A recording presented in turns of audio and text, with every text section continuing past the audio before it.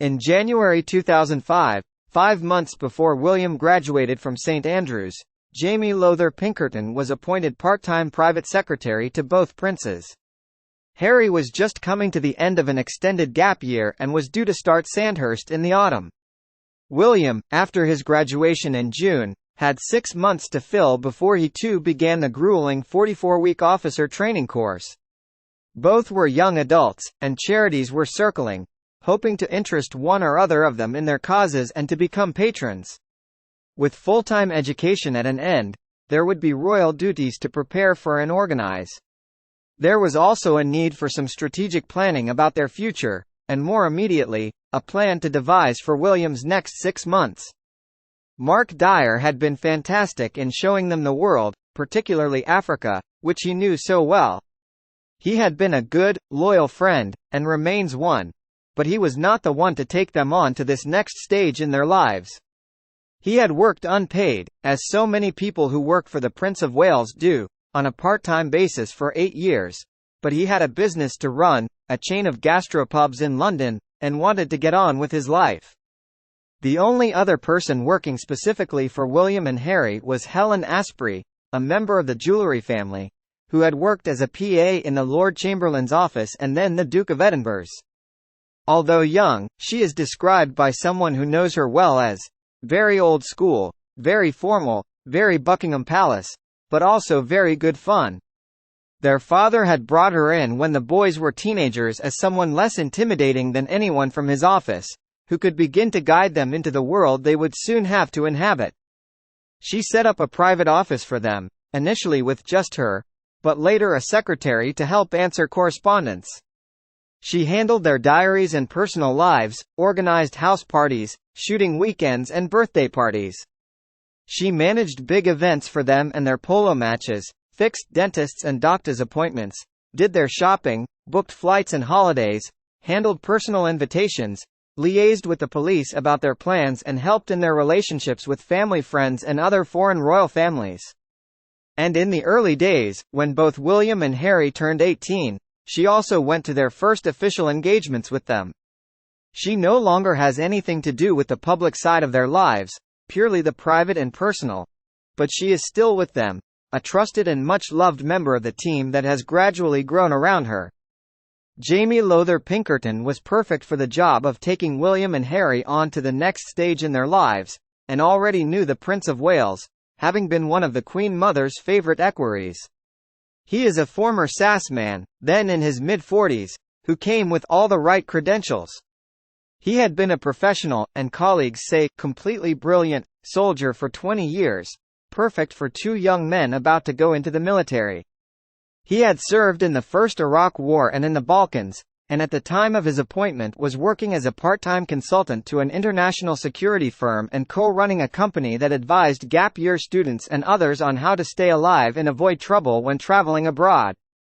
He is an old Etonian, married with 3 young children, one of whom was a page boy at William's wedding, and he won an MBE in the early 1990s, busting drug cartels for the government in Colombia. His experience of working at Clarence House was a bonus. At the age of 23 he had done a stint with the Queen Mother, and there is no doubt his stories about their great-grandmother will have endeared him to William and Harry, who were both very involved in his selection, along with Prince Charles, Sir Michael Peet and Mark Dyer, who was already a friend of Jamie's. Jamie had been dozing in a frozen trench with fellow Irish guards somewhere between West and East Germany, when he got a call telling him he had been chosen for the job at Clarence House.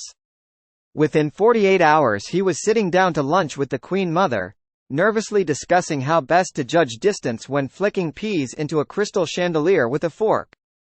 Some time later, after a boisterous stag party, he invited all his friends, already well-oiled, back to his equerry's room, with free bar, at Clarence House. It was the night before the trooping the colour ceremony and the Queen Mother was in residence. As he has often told the story, the next morning, with the private secretary eyeing me darkly and my room strewn with empty bottles and glasses, I crawled into my uniform just in time to attend Queen Elizabeth the Queen Mother as she mounted the carriage to take her to Horse Guards. "Did you have a party here last night, Jamie?" I stared at my boots and mumbled, "Ma'am, I'm terribly sorry. I hope we didn't disturb you, knowing full well they had.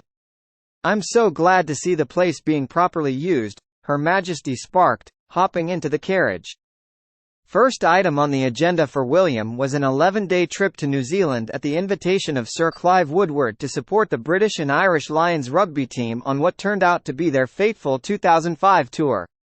Sir Clive, former England coach, had been appointed coach for this tour after he had heroically led the England team to victory in the Rugby World Cup in 2003. The tour was a huge event. He took 51 players and 44 backroom staff. The biggest party ever. 30,000 fans travelled from the UK, but Woodward sadly failed to work his magic on the Lions. His captain, Brian O'Driscoll, was lost to injury in the first few minutes of the first Test match and they comprehensively lost the series 3-0 to the All Blacks. As a genuine rugby fan, William shared their pain. He had taken part in a training session with the team and had lunch with them, and was as disappointed as anyone. He had his close friend Thomas van Straubenzee to keep him company, who was still a university student and struggled to find the smart clothes necessary for the official functions they had to attend. But for much of the time they just had fun. There were no official cars, no pomp. They were holidaymakers. They drove around in a minibus, exploring the country. Just 4 of them: William, Thomas, Jamie Lowther Pinkerton and Patrick Harrison from the press office. They went out and about, ate in bars and popped into cafes, and no New Zealander ever came up to William wanting to take a photograph. The most attention he had was a family sitting at the table next to theirs who said, "Good to see you here. Thanks for coming." The friendly, laid-back nature of New Zealanders was a joy and ensured his lasting affection for the country. On his arrival in New Zealand, Sir Clive Woodward said of William, "I'm delighted he's here. It's great for the sport, great for New Zealand and great for the Lions. Having an heir to the throne who is a genuine fan does automatically give the sport a huge boost. Harry also loves the game and the two of them regularly go to matches, although now in their capacity as royal vice-patrons. William of the Welsh Rugby Union, fitting for someone who will one day be Prince of Wales, and Harry of the English Rugby Union." David Pickering, chairman of the WRU, said on the day it was announced, "I am delighted that Prince William has agreed to become our vice-royal patron. Rugby truly is our national sport in Wales, and the Prince's passion for and commitment to the game is well known. I saw his tremendous ambassadorial qualities firsthand during the British and Irish Lions tour last summer and during his visit to Cardiff for the FA Cup final in May. He has particular qualities when it comes to interacting with young people and I am sure he will prove inspirational in his new role within Welsh rugby." We're all thrilled. Back at home, among those charities hoping to catch his eye was Centrepoint, the charity for young homeless people. Diana had become patron of Centrepoint in 1992 and had taken both William and Harry on several occasions to visit and talk to the young people in their shelters. It was one of only 6 charities she kept on after she stunned the charitable world, and her husband, by announcing that she was stepping down from public life in December 1993. A fax that came into her office from the Welsh National Opera, one of nearly 100 charities which had relied on her for their income, was typical of many others. "Your Royal Highness, it is just so helpful to be able to use your name. We only ask you to do one engagement a year, which is a reception followed by an opera, but 20% or so of all our fundraising is achieved that night. What are we going to do now?" Centrepoint had been lucky, but when the princess died, they decided not to replace her, hoping that at a later date one of her sons might be interested in taking on the role. Anthony Lawton was then chief executive and says that when he read William's remarks in the newspapers about homelessness, a light went on in his head. "I've always just felt homeless people, are overlooked and they need help, basically," William was reported as saying. "I have done a bit privately and publicly over the last few years and that is one particular area I am passionate about. My mother introduced that sort of area to me a long time ago. It was a real eye-opener and I am very glad she did. It has been something I have held close to me for a long time." Less known is the fact that Prince Charles had also been involved with Centrepoint and visited in the early days of the charity when he was refining ideas for the Prince's Trust. But first there was a discussion internally. We sat around with the senior management team and said, "Do we want to try to get Wills?" We all paraded our Republican sympathies for about 20 minutes and then said, "It's a no-brainer. Of course we'd like to get Prince William involved." For several reasons. The first was it would make a difference to lots of young people and young adults living with us. I didn't know how, but I thought it would make those young people, who spend most of their lives feeling lousy, feel a little bit better, at least temporarily. The second was, it would be helpful for us making contacts and raising funds, and for our general legitimacy. If I wrote to 20 chairs of the boards of the FTSE 100 companies and said, "How would you like to come to a breakfast when we might brief you about the situation of young people and explore how you might be able to help?" On a good day I might get 2 who said they were interested and 1 who might come, and I intuited that if I said, "Our patron would be around for breakfast," I'd get 19 who'd say, "Yes," and come. And the third reason, Centrepoint's always been about trying to influence public policy and not just about helping individuals, and this might be an opportunity in some way to influence the thoughts of the future king. So we set about trying to enthuse him. Knowing that Jamie was putting together a program of work experience for William during the months before Sandhurst, Anthony Lawton quickly approached him via contacts he had and found he was pushing against an open door. William had always wanted to be connected with Centrepoint. He suggested building into William's program sometime in the charitable sector and invited him to spend a few days working as a volunteer for them. Centrepoint does more than put a roof over homeless young people's heads, although it has been doing that to a rapidly growing number since 1969.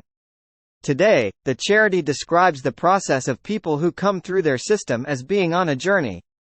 Each young person is supported while they work towards overcoming the causes of their homelessness, which could be family, mental health, criminal activity, substance abuse or any number of reasons, and then building themselves a future in which they can live interdependent and successful lives. But a vital ingredient is that each one of those 16 to 25-year-olds has to want to help him or herself. Otherwise they are out. I think of it as a deal. From its origins in the basement of a church in Soho, there is now a network of houses, providing 800 beds, from emergency shelter to longer stay housing. William visited 3 different sorts of homes. The first was in Dean Street in Soho, which was in the first category. I remember it was a Monday morning, 7 o'clock. William and Jamie turned up at Dean Street, plus one of his security details. I gave William a condensed 1-hour induction and training program to get him up to speed, and then he was thrown in the deep end. He took the history of 1 or 2 people as they arrived. We couldn't control who turned up. Most of the young people recognized him and were astonished to find him there. The ones who didn't were maybe refugees. He talked to them about their situation, helped with the cooking, served breakfast and quietly befriended them. While the whole philosophy of Centrepoint is about trying to make people stand on their own 2 feet, volunteers do sometimes act as their advocates with people in the local housing department or benefits office if they are having problems. William got on the phone and made a call for someone almost his first morning. We had a regular volunteer called William at the time, and I have this fantasy that, come the Wednesday when it was announced that Prince William was going to become our patron, 1 or 2 rather obstructionist people in the local government housing office would have been thinking, "Ooh, was it that William?" We tried to get him involved in a little bit of everything and to understand the journey a certain sort of young person, who came in maybe off the street, would work through. If everything went really well, they might eventually move out of Camberwell into their own little bedsit or flat and live on their own, but with support from Centrepoint. There was a young man we set up to have a conversation with William, just the 2 of them, about how he ended up. He had been in the army, but had either left before they could kick him out or was kicked out for drug use. This young man had 2 or 3 children by the age of 19, and was a serious cocaine user, but he'd got himself sorted. It sticks in my mind not just because William will have learned a great deal from that conversation, but because it was clear immediately that he was a good listener. Interestingly, a bit later this young man decided he wanted to get back into the army and chose the Household Cavalry because of William's association with it. In drawing up the program for Jamie's approval before the day, Anthony had put a question mark about whether a car would take William between Dean Street and a second shelter in Berwick Street, a distance of less than half a mile but in a very crowded part of London.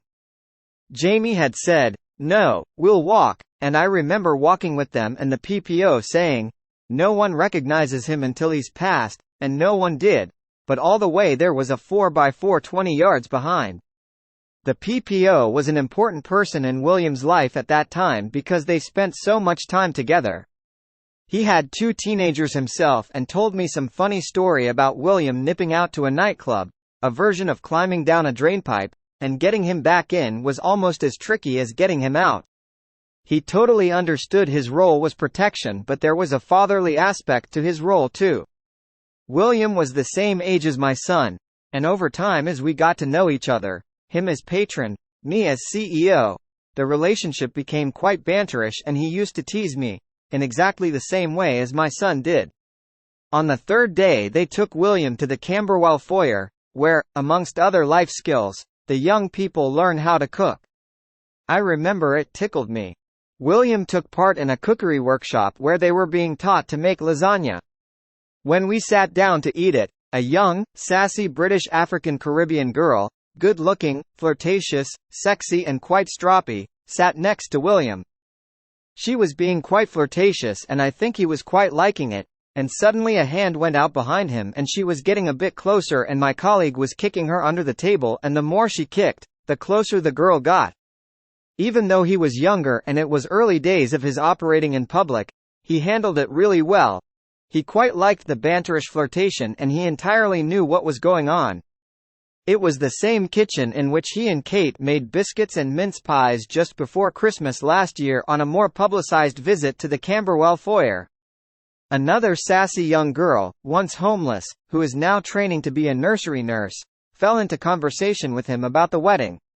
William asked whether she'd thought his suit looked dapper.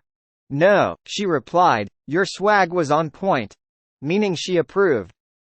"Swag?" he said, looking puzzled, and brushing his shoulder rhythmically, whereupon she brushed her shoulder and the two of them made up an impromptu dance they called, the swag.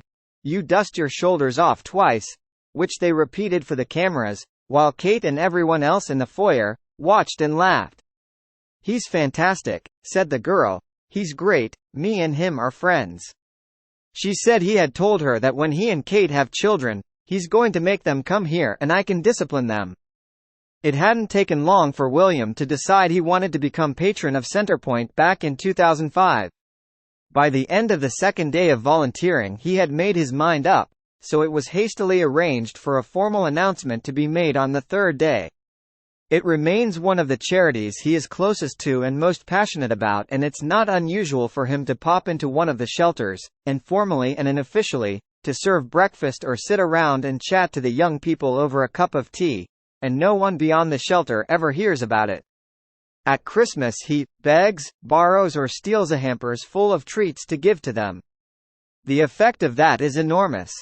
Sei Obakan, who took over from Anthony Lawton when he stepped down as CEO in January 2008 after his wife became very ill, is in no doubt about William's value. His mother was never just a figurehead patron either. She understood the effect she could have on the young people she met, and that has carried on through to William. His presence is unbelievably inspiring and motivating for young people. I couldn't exaggerate the influence. He has this incredible knack of putting people at their ease. In November 2008 we were gathered at HSBC Private Bank's offices in London for the launch of our 40th anniversary year and he agreed to make a speech. As he came in, I had the task of introducing him to the young people who were around.